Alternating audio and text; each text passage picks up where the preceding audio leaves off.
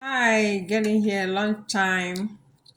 Guys, I'm doing this video mainly for our Eflave politicians in Igbo land. You guys should listen and listen so good. Okay, let me use our language to say this. Unu wabu ndị Eflave politicians ndị Igbo. Ka anyị hapụ ịnụkwa na any of you ga-abịa kịta ndị a sị ya oke na ọ bụrụ na unu ga-abịa fight wa Peter ka His Excellency Peter Obi wetuo ka o wepụ petition ya so ka unu wee nweta Senate President or Vice Senate President. Any of you kwuru ya nọ onye a ga-regret onwe ya.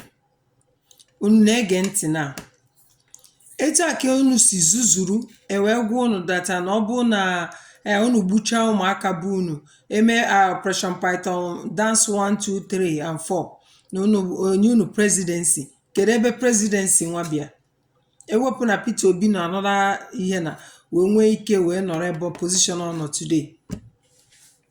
Enwezi presidency unu aka president unu. So nke kịta anụ ọjị ụzọ ka na-ezuzugo ewu na-amara onwe ya o jee ngwa ke nke ha nye ha agbago ya okwu n'eze oju nwa gba ọsọ gbapụ. Ndị Igbo stop on all these politicians. Amarọ m ife enyere unu abụ unu jee Abuja enwere ihe a na-enye unu ebe unu na-ezuzu ezuzu. Unu enekwa ndị Yoruba anya. Look at ndị Yoruba, look at Yoruba. Oge ihe niile a na-eme oni of ife nọ na-anụrụbara onwe ya nwaanyị ọnụ nke up to 6 wives. Mana unu nwa ọ bụ na igwe ndị Igbo na-anụ nwaanyị ya unu ga-eje conspire against him.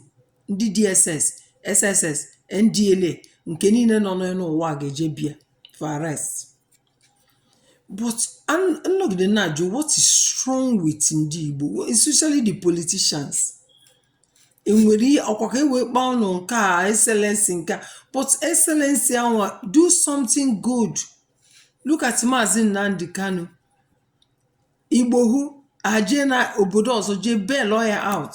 Unu na politics unu na-eme na nwanne unu nwoke bụ kedu afa this former Senate President nọ na jail na London. Ọ bụrụ onye Yoruba enwekatara ka ọ ga-enwe immunity. Ọ bụrụ onye Hausa ma ọ bụ onye Fulani ha gara etinye ihe unu nọ kịta na plan ndị na plan agba ya mgba n'azụ ka ha wee zụrụ properties ya. While ọ bụgoro Shetima Boko Haram Shetima, how many property ko ha onwe nke ha declare onwe nke Bola Ahmed dị. Ọ bụ na Bola Ahmed abụ onye Igbo wee nwee this problem with all this nonsense niile a ọ ga-anọ prison today. Ndị ọzọ enyegodo ha nsogbu unu nwa bụ ndị Igbo ga-eje gbaa ya ọkpa n'azụ ka o wee nọ prison. Then tell me kedu uru unu nwa kedu ihe niile unu na-eme onwe unu ku na-eme ụmụ unu ku na-eme ụmụ ndị ọzọ na-agbagota a na-fight ka anyị nweta onwe anyị. Unu nwa bụrụ the devil. Okay, na ka Peter pụta gọvanọ Anambra biri nke ya onye eburu nke ya onye eburu nke ya so onye ọ na-achọrọ onwe ya ma ndị Yoruba mmekọta me like that. Na ihe a mere Alamedi ya papa si ebe o si nukọrọ ndị Yoruba nke ha bịakwubezie nọ ndị Igbo nọ isi nwezida pari na pati ha bụzi nke ndị Igbo na ọbọzi ha ji nwa na-agbazi mgba ọzọ until na resolve go ya. Ifụkwa ndị Igbo pụtakwa na national television ha na-fight Peter Obi na-asị gịnị bụ na ife nka gịnị bụ na ife nka. Ihe niile egburu ndị Igbo na Lagos na election enwere onye of them bịara kwuo okwu maka ya. Sọsọ ihe anọ instead of that ihe apụtara fight Peter Obi. Na-asị what is wrong with our people? What is wrong with this stupid Eflave call themselves politicians? Okay, look at the South. The man that everybody is clamoring for. Kita ebutego mere nke ome nke niile ndị Hausa na-eme enwere onye nke niile ndị Fulani na-eme enwere onye. Bola Ahmed Tinubu is the only man that above the law na the whole Nigeria. He's a drug baron. He used money, his drug money and Lagos money to bribe any bribable person. Because he's a cartel. He hold the government, he hold the military, he hold the police, he hold DSS, he hold DNLA, NDLA, he hold everywhere. That's why he's above the law.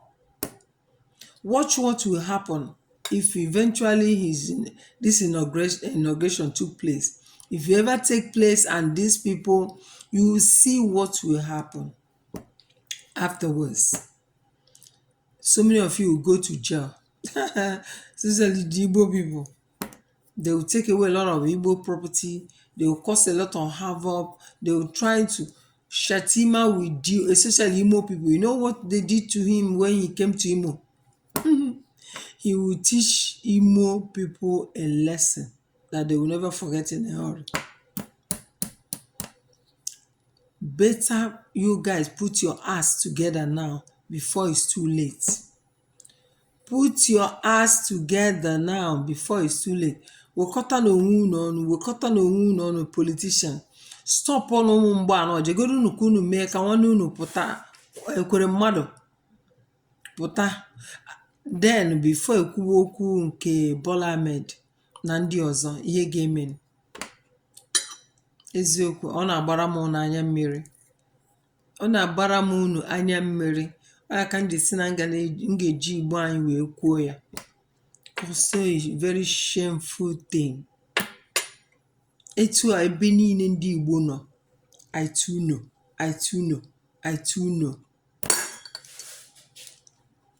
Ka m rapụkwa unu ka m rie nri m.